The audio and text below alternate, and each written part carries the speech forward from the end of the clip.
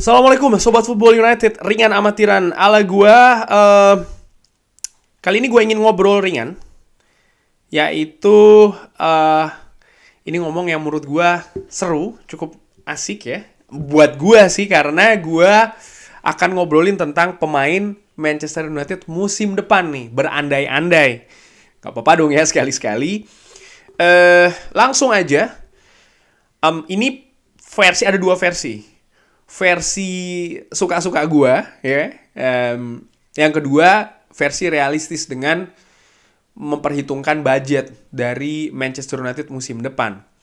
Oke, langsung pertama dimulai dari versi suka-suka gua nih ya. Ini dengan formasi 4-2-3-1. Jadi formatnya adalah satu posisi gua memberikan satu pemain cadangan.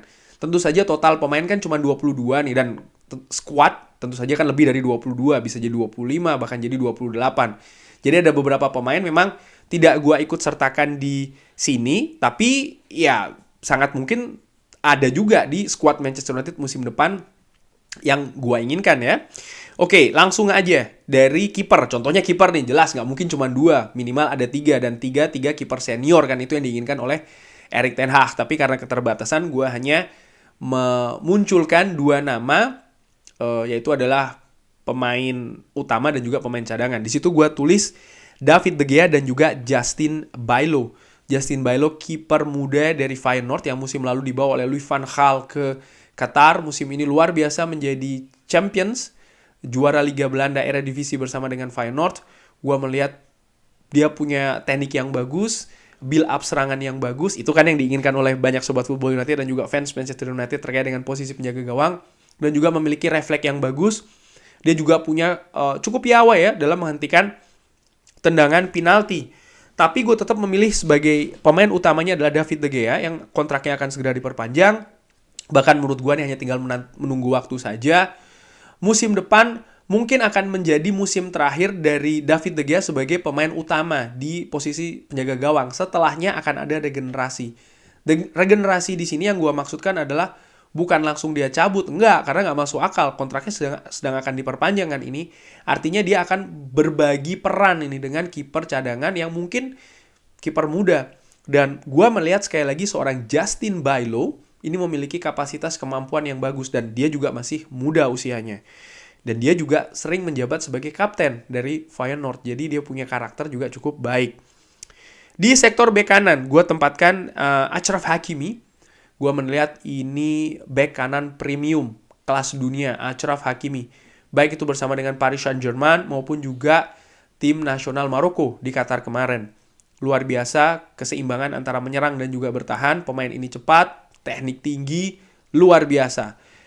Gue kalau menginginkan ya ingin dia ini ada di Manchester United untuk di posisi bek kanan. Cadangannya siapa? Diogo Dalot, pemain yang juga sedang diperpanjang kontraknya. Ya gue tahu masih ada kekurangan di sini dan di sana, tapi gue harapkan dengan kedatangan Achraf Hakimi ini juga akan meningkatkan lagi kemampuan dari pemain muda ini ya, Diogo Dalot, yang sekali lagi memang kontraknya akan segera diperpanjang. Artinya apa? Dia masuk skema dari seorang Erik ten Hag. Bek tengah, Rafael Varane, Lisandro Martinez. Cadangannya Victor Lindelof dan juga Kim Min-jae. Pemain Napoli ini juga dikaitkan dengan Manchester United. Banyak sekali rumor dan juga gosip yang mengatakan kalau deal sudah tercapai. Walaupun gue nggak percaya ya, ini masih belum ke arah sana. Tapi gue suka dengan pemain Korea Selatan ini, punya kemampuan yang bagus, bertahan dan juga build up yang sama-sama keren ya. Baik itu di Napoli dan juga tim nasional Korea. Di Napoli dia lebih banyak bermain di posisi bek tengah sebelah kiri. Tapi di tim nasional Korea maupun juga tim klub sebelumnya, di China maupun juga di Turki, dia sering bermain di sebelah kanan. Artinya apa? Dia fleksibel. Dan menurut gue, Manchester United butuh pemain seperti ini. Di back kiri, tetap sama Luke Shaw dan juga Tyrell Malacia. Seperti inilah sebenarnya perimbangan yang gue inginkan. Ada pemain senior, ada juga pemain muda yang bisa memberikan persaingan satu dan yang lain, sekaligus juga menjadi backup satu dan juga yang lainnya. Yang menarik di posisi pivot sebelah kiri, Alexis Mac Allister dan juga Orkun Kökçü. Posisi ini Manchester United butuh pemain baru, pemain yang juga kreatif, pemain punya visi bermain bagus. Gua menilai baik itu Orkun Kökçü dan juga Alexis Mac Allister punya kemampuan di sana. Alexis Mac Allister terutama sudah cukup berpengalaman ya di Liga Inggris, tahu karakteristik Liga Inggris seperti apa. Walaupun ya, gue juga mengikuti kabar Liverpool sangat menginginkan pemain ini, pemain juara dunia bersama dengan tim nasional Argentina. Gue melihat Alexis McAllister punya ya teknik, skill yang juga komplit di posisi ini. Orkun Kokcu pun juga demikian bersama dengan Feyenoord. Tapi gue tempatkan sebagai pemain cadangan. Kenapa? Ya dia baru pertama kali keluar kan dari Belanda, dari Feyenoord. Harus adaptasi. Banyak juga pemain tengah dari Belanda ini tidak sukses di Premier League. Sehingga ya harus bersabar nih Orkun Kokcu. Dan di kanan Casemiro dan juga Romeo Lavia. Romeo Lavia pernah gue bahas ya secara khusus. Gue menilai pemain ini punya potensi menjadi pengganti regenerasi dari seorang Casemiro. Dia punya kemampuan yang hampir sama seperti Casemiro, baik itu secara bertahan, build up, dan juga menyerang. Di sektor gelandang serang sama Anthony, lalu Facundo Pellistri, ada Amad Diallo, ada Facundo Pellistri, ada Jadon Sancho juga kan, tapi gue memilih Facundo Pellistri daripada Amad. Kenapa? Perimbangan antara menyerang dan juga bertahan. Gua menilai Amad Diallo bagus menyerangnya, tapi untuk bertahannya masih tanda tanya, dan dia tetap harus diuji dulu nih bermain di kompetisi Premier League, ya kan? Sukses bersama dengan Sunderland di Championship, tapi bukan berarti jaminan dia juga akan bagus di Premier League. Sementara Facundo Pellistri dari beberapa penampilannya bersama dengan Manchester United musim ini, plus juga tim nasional Uruguay di Qatar, gua menilai pemain ini semakin matang. Sehingga ya kenapa tidak dia dijadikan backup ya, sekaligus juga memberikan persaingan bagi seorang Anthony. Walaupun gue tahu rencana dari Erik ten Hag setelah perpanjangan kontrak akan meminjamkan seorang Pellistri ini keluar klub ya. Bruno Fernandes dan juga Christian Eriksen bisa di posisi nomor 10 Christian Eriksen maupun juga di pivot, tapi gue menilai inilah posisi alami, natural dari seorang Christian Eriksen berada di posisi nomor 10. Di kiri Marcus Rashford dan juga Alejandro Garnacho. Jelas itu ya. Gue gak perlu menjelaskan lebih lanjut lagi mengenai posisi sayap kiri. Dan di depan Harry Kane dan juga Santiago Gimenez. Harry Kane, sering sekali ada pertanyaan Osimhen, Harry Kane ataupun Vlahovic, bang milih mana?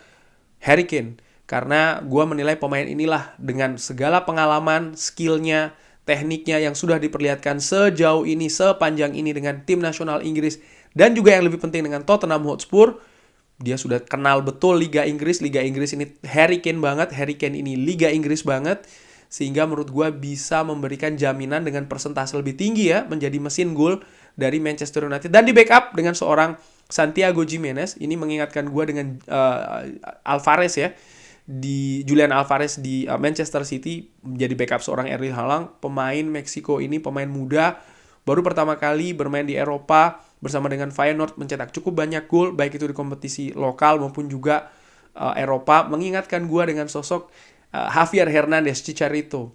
Ini dia. Ini menurut gue suka-suka gue ya. Ini kurang lebih seperti ini, tapi menurut gue apakah ini realistis? Sayangnya gue sendiri menilai ini tidak realistis. Kenapa? Simple. Budget. Kim Min-jae 50 juta. Justin Bijlow 13 juta. Achraf Hakimi 70 juta. Romeo Lavia 25 juta.